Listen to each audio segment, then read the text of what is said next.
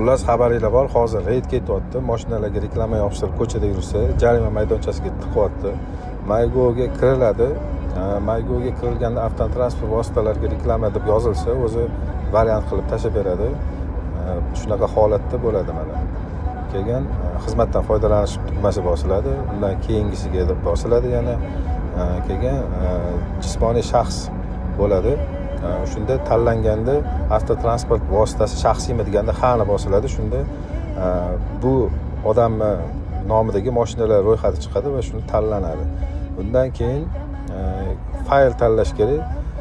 Ya'ni qanaqa bo'ladiki, bu 4 ta tomondan tushirilgan rasm bo'ladi. Shu rasmlarni olib, yuklab, faqat JPEG format bo'lishi kerak. O'shani shu yerga yuklanadi va ariza berilayotganda birinchi martami, ikkinchi martami deb so'raydi. Yo'q deyiladi. Birinchi marta berilayotgan bo'lsa va keyingi qadamga o'tiladi. Keyingi qadamda uje ariza tayyor bo'ladi, tekshirib olinadi va bu shunaqa holatda bo'ladi mana.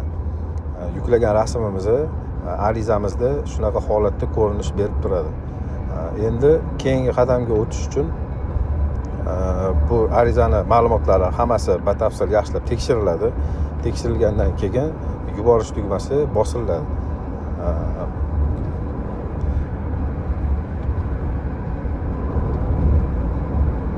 Mana endi to'lovga navbat keldi.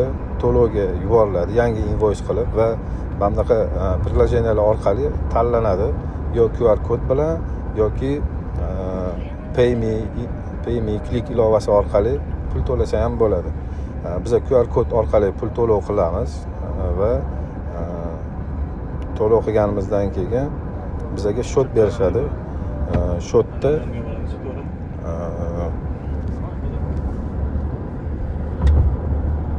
shot mana to'lov jarayonida turibdi degan bo'ladi. Ozginadan o'tib bu holat o'zgaradi, ya'ni yangi holatga o'tadi. Mana yangi holatga o'tdi. Endi mana 378 to'landi. To'langandan keyin shunaqa 5 ta bosqichda o'tiladi. Birinchi ariza ko'riladi, keyin ma'lum bir tashkilotlar uni tasdiqlagandan keyin Toshkent shahar hokimiyati, keyin GAI xodimlari, GAI tashkiloti, Respublika GAI tashkiloti tasdiqlab olgandan keyin bizga tayyor PDF variantda arizani berishadi. Va hozir ko'rib turganingizda bu holat bizda olingan arizani namunasini hozir sizlarga ko'rsatamiz. Ya'ni mana hozir bundan oldingi olingan mashinamizni arizasini ochib ko'rsatsak,